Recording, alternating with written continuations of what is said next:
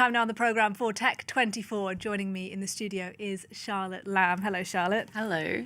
So the big question you're asking us on the show this week is artificial intelligence moving into space? Well, it definitely could be. Google is in talks with Elon Musk's SpaceX for a rocket launch deal as the search giant seeks to move data centers into orbit. This is all according to a Wall Street Journal report earlier this week, citing sources close to the matter.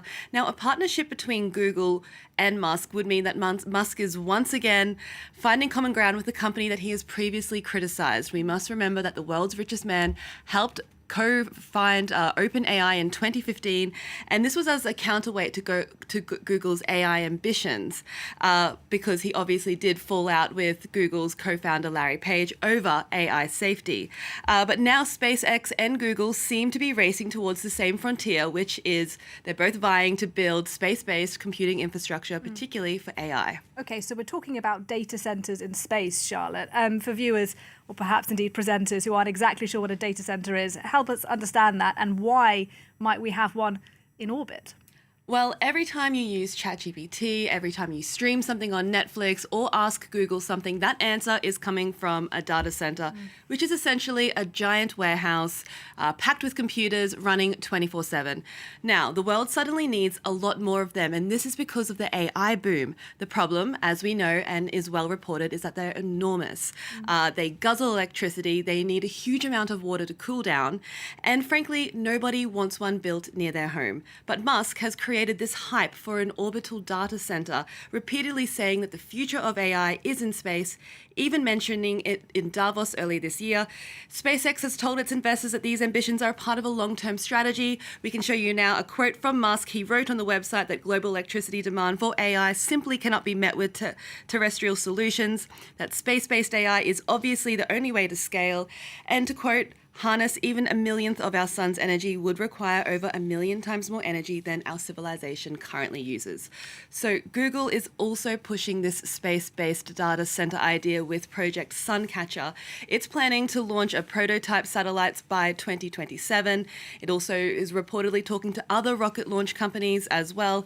And obviously, space is appealing to these tech giants because you get unlimited solar power there. The sun shines 24/7, 24 hours a day rather, and you're not taking up anyone's land, and you're not fighting for city councils for planning permission. Right, but is this actually feasible, or is this more sort of hype than reality from Elon Musk? That's the big question. So the notion of AI space data centers had previously been a bit of a fever dream, even for OpenAI CEO Sam Altman, purely because of the costs that go behind it.